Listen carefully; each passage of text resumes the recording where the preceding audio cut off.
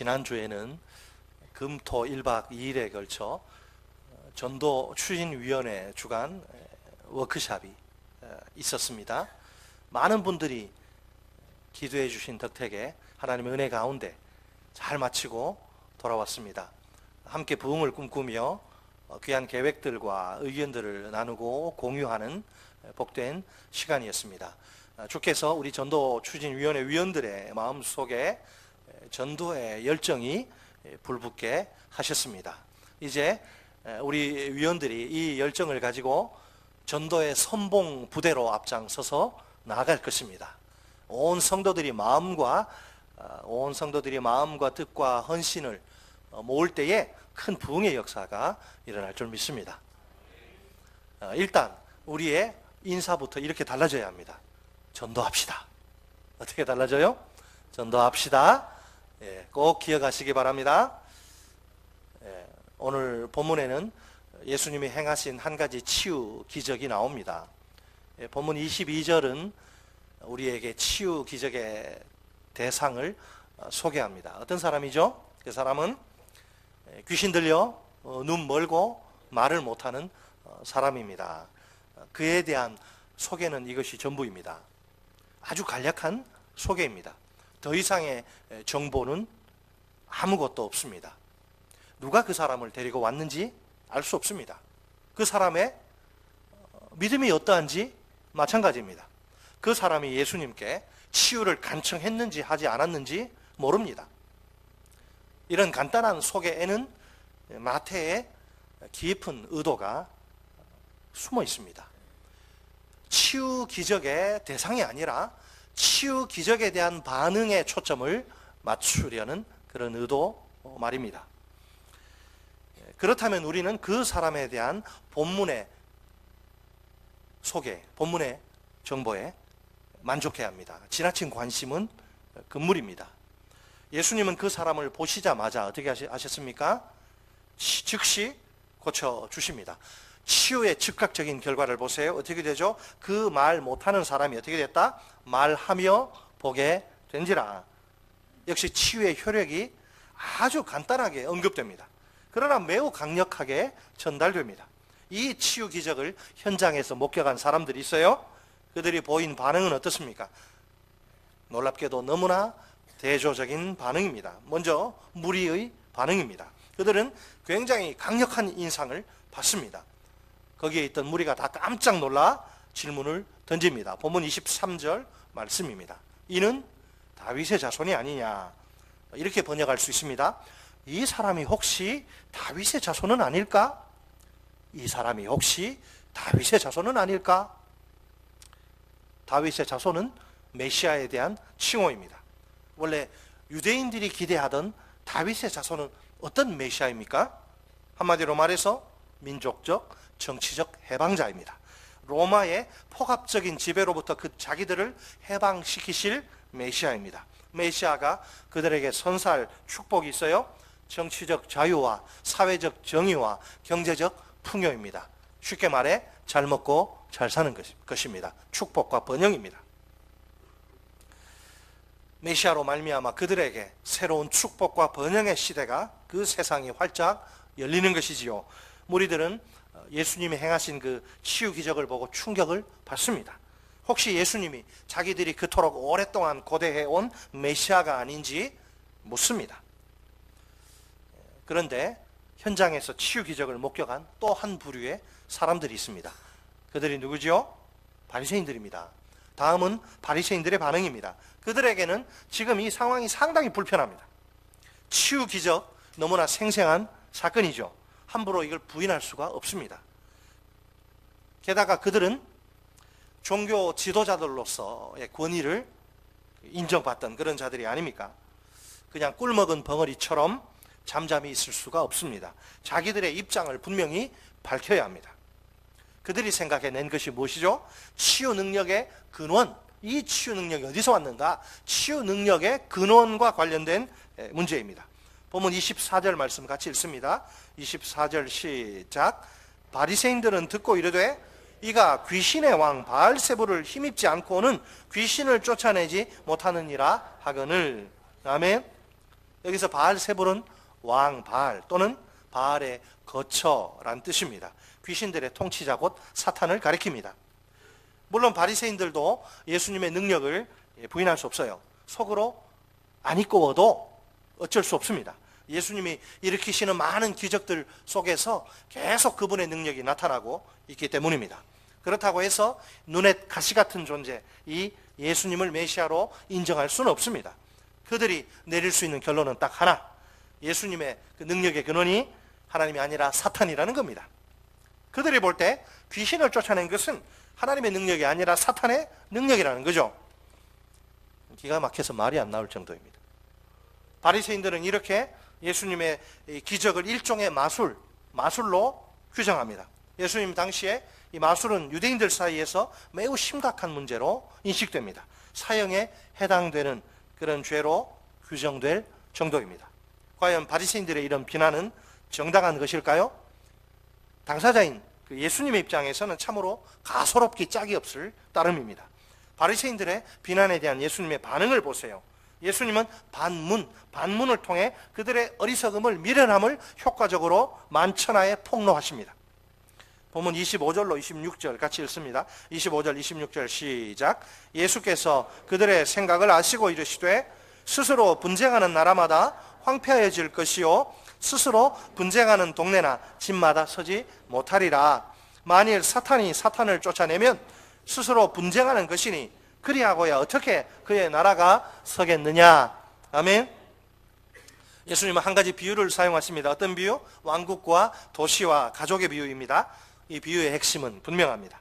만약 왕국이나 도시나 집안이 스스로 분쟁하면 어떻게 될까요?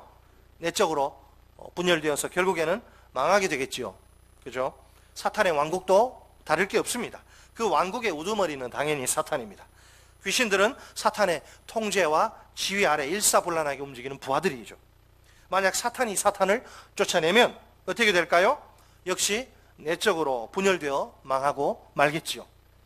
왕국이든 도시든 집안이든 사탄의 왕국이든 존립의 기초는 똑같습니다. 하나됨 즉 연합입니다. 분쟁이나 분열의 결과는 문을 닫는 것, 곧 망하는 겁니다. 한 귀신의 패배는 사탄의 권세에 타격을 주지 않습니까? 따라서 사탄은 자신에게 손해날 그런 일은 하지 않는다는 거죠. 사탄이 자기 부하인, 자기에게 충성하는 부하인 귀신을 쫓아내는 일 절대로 일어날 수 없습니다. 사탄이 바보, 멍충이가 아닌 다음에야 있을 수 없는 일입니다. 그러니까 예수님의 치유, 기적은 사탄과 맺은 동맹의 결과일 수 없습니다. 오히려 사탄과의 충돌의 결과입니다. 이해가 되십니까? 여러분, 세상에 같은 편끼리 저그들끼리 같은 편끼리 치고받고 코피 흘리고 머리 깨져라 싸우는 경우가 어디 있습니까? 이 말도 안 되는 소리죠. 그죠? 사탄의 왕국 안에서 내전이 벌어진다? 이런 코미디가 어디 있습니까? 이런 코미디. 말도 안 되는 소리죠.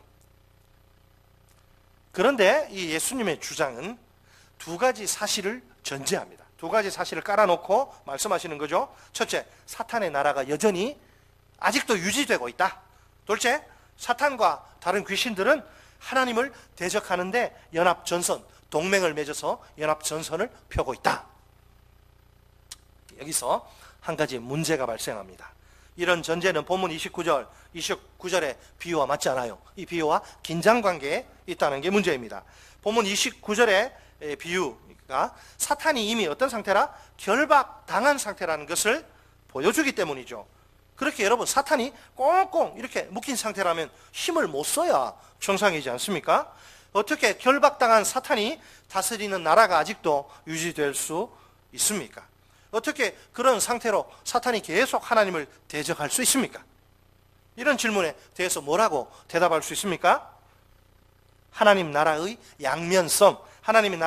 양면성이란 측면에서 대답할 수 있습니다. 다시 말해 하나님 나라의 현재성과 미래성의 긴장관계를 통해 설명할 수 있습니다. 예수님은 자신의 인격과 사역을 통해 이미 사탄에 대한 결정적 승리를 거두십니다. 따라서 사탄은 더 이상 이전과 같은 세력을 유지할 수 없습니다.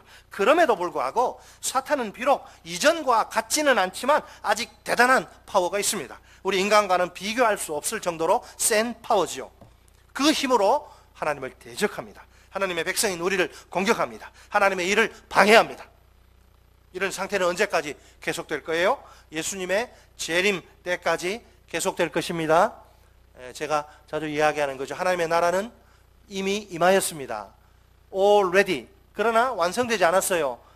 But not yet. Already but not yet. 현재성과 미래성 사이에 우리가 끼어 있는 거예요.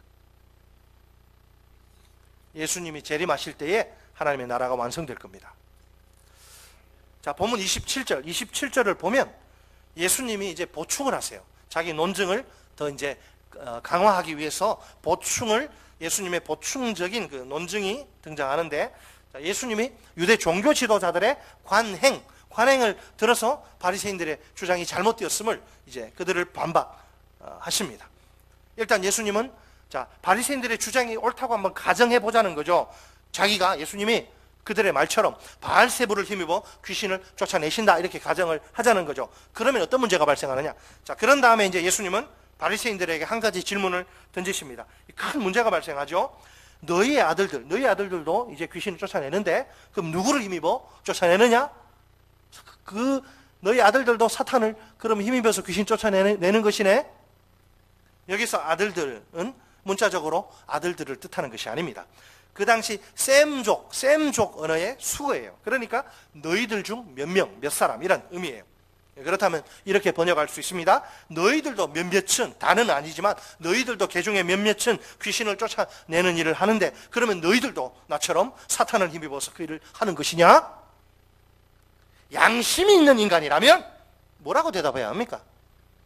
이 말이 안 되는 거거든. 논리적으로 이게 모순이잖아요. 그러니까 예수님, 우리가 잘못했습니다. 우리 생각이 짧았습니다. 예수님이 사탄을 힘입어 귀신을 쫓아내시는 게 아닙니다. 우리도 똑같습니다. 하나님의 능력이 모든 귀신 축출의 비결이요 원동력입니다. 이렇게 이야기해야 될 거 아니에요. 그렇죠? 꿀 먹은 벙어리. 논리적으로 그렇죠. 논리적으로 그렇죠. 그렇죠. 네. 하지만 귀신 축출이라고 해서 다 같은 것은 아닙니다. 예수님과 바리새인들 사이에는 큰 차이가 있어요. 보면 28절 같이 읽습니다. 28절 시작. 그러나 내가 하나님의 성령을 힘입어 귀신을 쫓아내는 것이면 하나님의 나라가 이미 너희에게 임하였느니라. 아멘. 이미 임한 하나님의 나라. 여기에 귀신 축출 기적에 참된 의미가 있습니다. 이 기적에 나타난 능력의 근원은 사탄이 아니라 바리새인들의 헛소리처럼 사탄이 아니라 하나님의 성령입니다. 예수님의 귀신 축출은 메시아적 기적이에요. 하나님의 나라가 이미 우리에게 임했다는 사실을 똑똑히 보여주는 증거하는 기적입니다. 그것은 사탄에 대한 하나님의 결정적 승리를 선포하는 사건이에요. 다른 바리새인들도 귀신 쫓아내는데 다른 귀신 축출 기적들과 비교할 때 이거는 완전히 레벨이 다른, 완전히 구별되는 독특한 기적이 예수님만이 행하실 수 있는 기적입니다. 자, 예수님이 선포하신 복음의 핵심은 무엇입니까? 회개하라. 뭐가 가까이 왔다 그러죠? 천국이 가까이 왔느니라. 예수님의 선포하신 복음의 핵심은 하나님 나라예요. 하나님의 나라. 여러분, 하나님 나라는 이 땅에서 우리가 힘들게 살다가 언젠가 죽어서 가는 좋은 곳 정도로만 생각하면 곤란합니다. 우리가 하나님 나라를 그렇게 정적인 의미로가 아니라, 그렇게 정적인 의미가 아니라 역동적인 의미로, 다이나믹한 역동적인 의미로 생각해야 합니다. 그러니까 하나님의 나라의 중심 개념은 장소가 아니라 하나님의 다스리심, 즉 하나님의 통치를 가리킵니다. 물론 장소를 배제할 수는 없죠. 장소는 당연히 포함되는 것이고 그게 주된 개념이 아니에요. 죽어서 천국 가는 그거 아닙니다. 이 땅에 이미 임한 하나님의 나라, 하나님의 통치를 받는 거예요. 마태는 하나님 나라가 어떻게 온다고 소개합니까? 사탄의 뜻을 대치하여 하나님의 뜻이 이 땅 위에 이루어지는 것을 통해 옵니다. 즉 사탄의 통치를 대치하여 하나님의 통치가 실현되는 것을 통해 옵니다. 주님 오시기 전에 세상이 물론 다 주님의 섭리 안에 있지만은 사탄이 왕노릇하고 있단 말이죠. 그 왕노릇을 누가 깨뜨려요? 예수께서 오셔서 깨뜨리는 거예요. 하나님의 나라는 사탄의 통치를 이제 대체해서 하나님의 통치가 실현되는 것을 통해 하나님의 나라가 오는 거예요. 따라서 하나님 나라의 하나님의 나라의 옴은 아담의 숙명, 우리가 아담의 숙명에 갇혀 있는 자들인데 아담적인 숙명이 전복되는 것, 뒤집어지는 것을 뜻합니다. 이것은 뭐냐면 죄의 용서와 결핍으로부터의 해방. 하나님의 나라가 오면 뭐가 임하여? 뒤따라서 죄의 용서와 결핍으로부터의 해방이 오는 거예요. 자, 사탄의 통치 아래서 하나님과 이웃에 대항하여 자기를 주장하던 죄인들이 아닙니까? 자기가 왕 노릇하고 자기가 주인 노릇하던 인생들이죠. 자기 외에는 그 어느 누구도 안중에 없어요. 자기가 최고입니다. 자, 그런데 복음을 듣고, 하나님 나라의 복음을 듣고 회개하고 예수님을 믿어 그 속에 하나님의 나라가 임하면 이런 죄인들의 삶이 용서돼요. 죄인들이 창조주 하나님과 올바른 관계 속으로 들어갑니다. 한 걸음 더 나아가 이웃과도 올바른 관계를 맺게 됩니다. 그 결과 우리는 이전에 아담적인 숙명에 붙들려 있던 그런 이전의 삶의 자세와 태도를 포기해요. 아담이 어떻게 살아요? 아담의 후손들이 자기 안에 있는 제한된 자원으로, 아니면 그게 모자라면 다른 사람의 것을 빼앗아서라도 자기의 안녕과 행복을 확보하려는 그런 자세. 이제는 그런 자세가 없어요. 우리 그런 자세가 아니라 창조주 하나님의 아빠 역할 감당해 주심에 의존할 수 있게 됩니다. 공중의 새도 먹이시고 들의 백합화도 입히시는 하나님 아빠가 아닙니까? 이 아빠로부터 모든 것을 공급받는 거예요. 이 아빠로부터 날마다 일용할 양식을 공급받아 살 수 있게 되는 것입니다. 곧 자신의 결핍성과 거기서 발생하는 모든 고난들로부터 해방되는 것입니다. 창조주의 무한에 참여하여 하나님적인 삶, 즉 영원한 생명을 누리게 되는 것입니다. 이렇게 하여 사탄의 죄와 죽음의 통치에서 해방됩니다.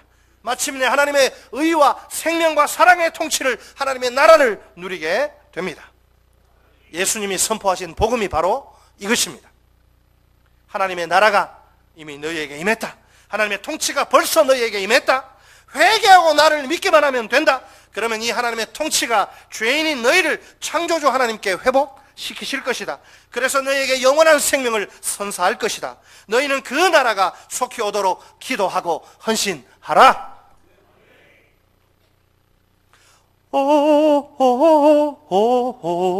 주님 나라 이 말이 우리의 최고의 관심, 우리의 최고의 목표는 주의 나라.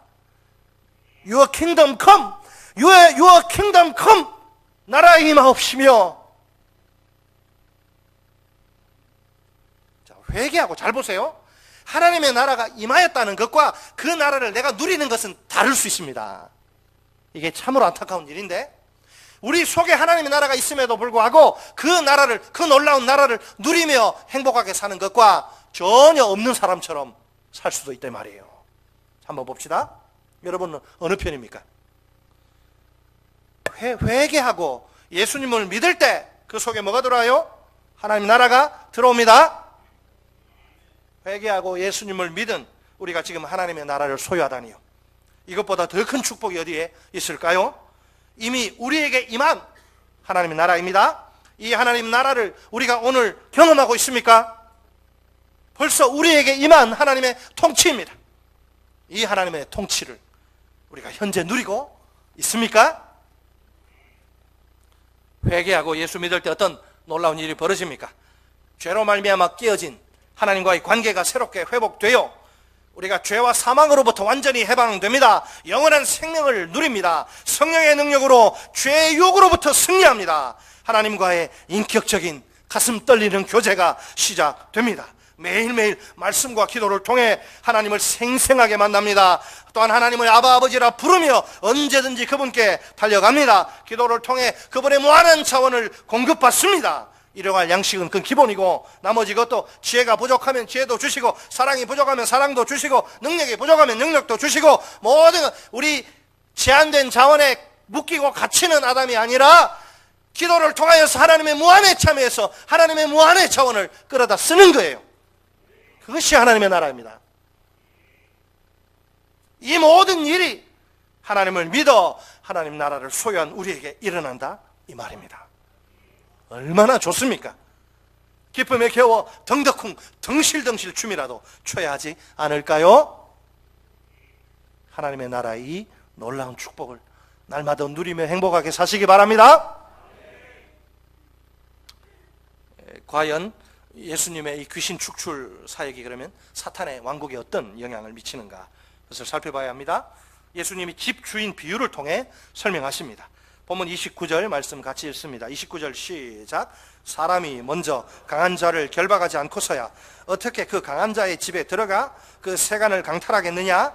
결박한 후에야 그 집을 강탈하리라. 아멘. 예수님의 귀신 축출 기적은 그것이 목적이 아니에요. 그것을 통해서 뭘 보여주는 거냐면 사탄이 이미 결박당한 상태에 있다는 것을 입증합니다. 물론 이것은 우리가 오해하지 말아야 되는데 사탄이 이제 아무런 활동도 하지 못한다는 그런 의미가 아닙니다.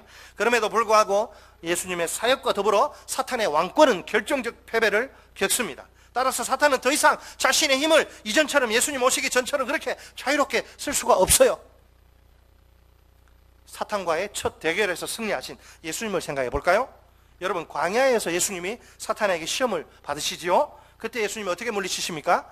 말씀의 능력으로 그 유혹을, 그 시험을 통쾌하게 물리치십니다. 예수님은 자신의 사역의 전 과정을 사탄과의 투쟁으로, 전쟁으로 보십니다. 사탄은 예수님을 시험하여 아담처럼 자신의 통제 아래로 떨어뜨리도록 그렇게 유혹한 거죠.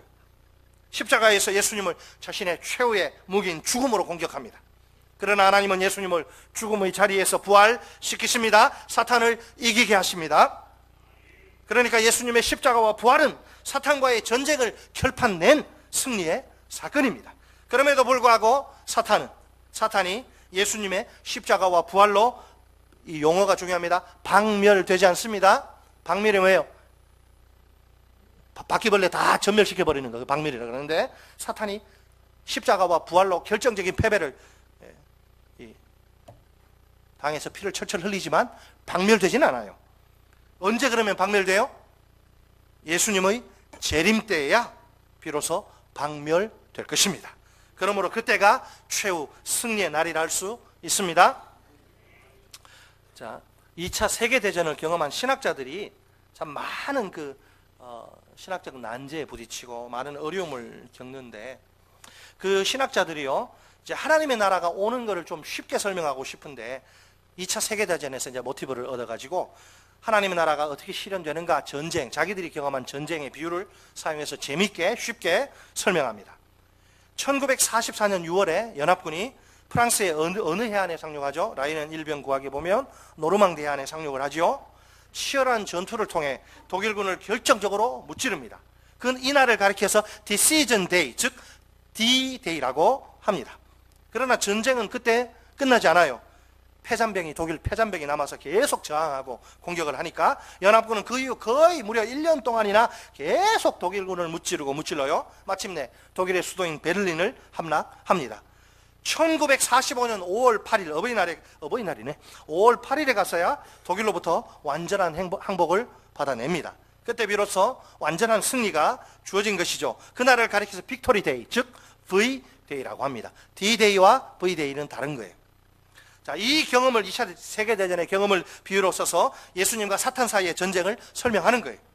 먼저 예수님이 세례받으신 후 사탄의 시험을 물리치시는 장면이 있죠. 이것은 예수님이 사탄을 결박하시는 사건에 해당됩니다. 그러면 예수님의 십자가의 죽음과 부활은 어떻습니까? 그것은 D-Day의 승리입니다. 예수님의 재림 때 있을 사탄의 세력을 완전히 바퀴벌레 다 죽여버리듯이 박멸하면 또 어떻습니까? 그것은 V-Day의 승리입니다.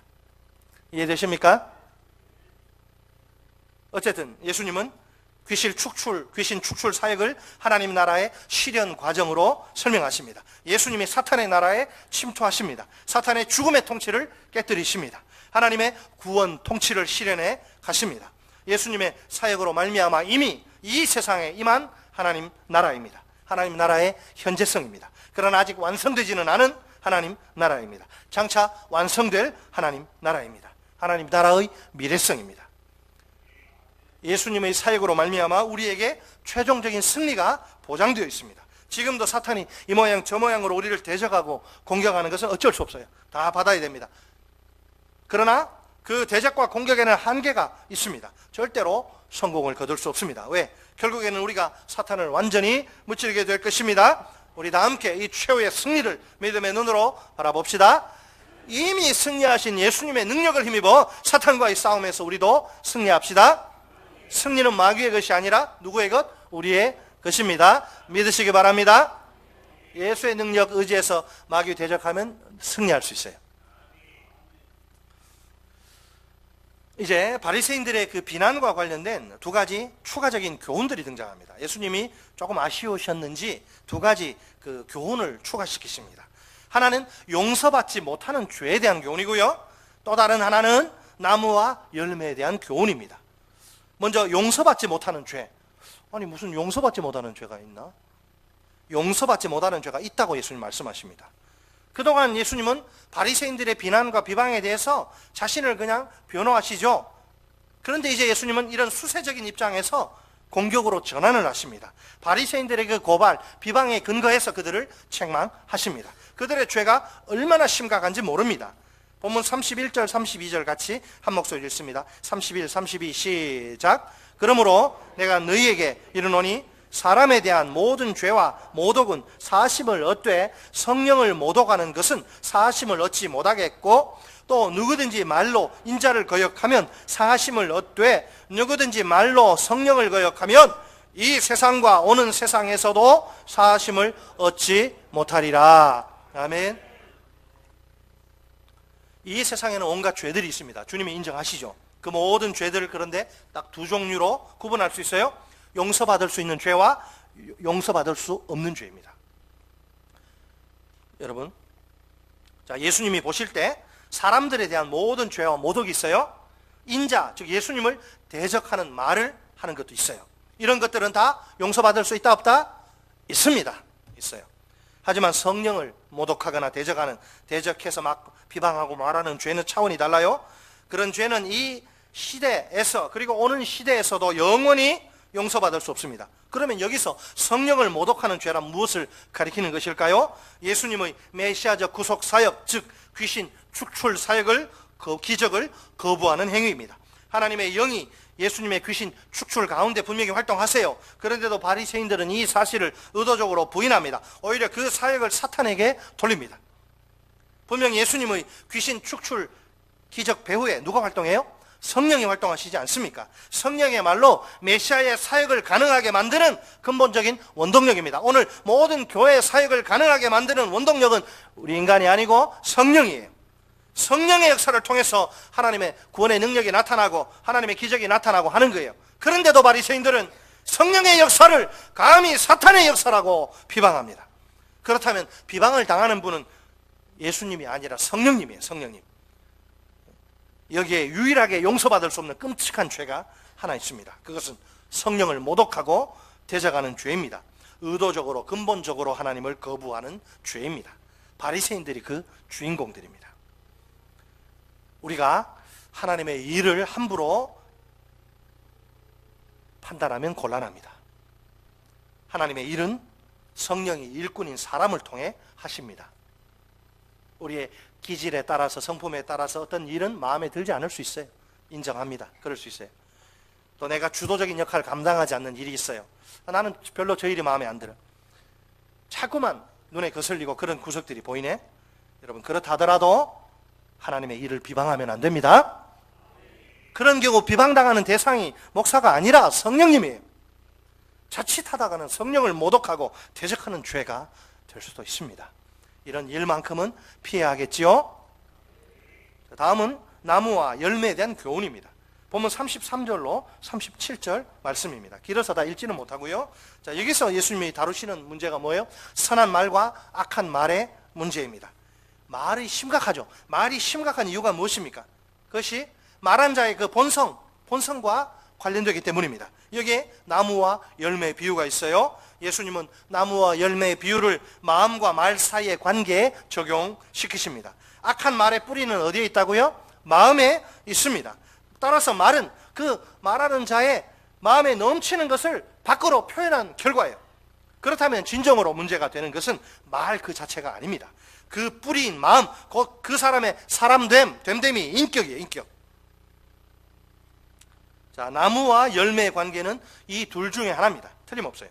나무도 좋고 열매도 좋다. 아니면 나무도 좋지 않고 열매도 좋지 않다. 이런 경우는 어떨까요? 아니, 나무는 좋은데 열매는 좋지 않다. 나무는 좋지 않은데 열매는 좋다.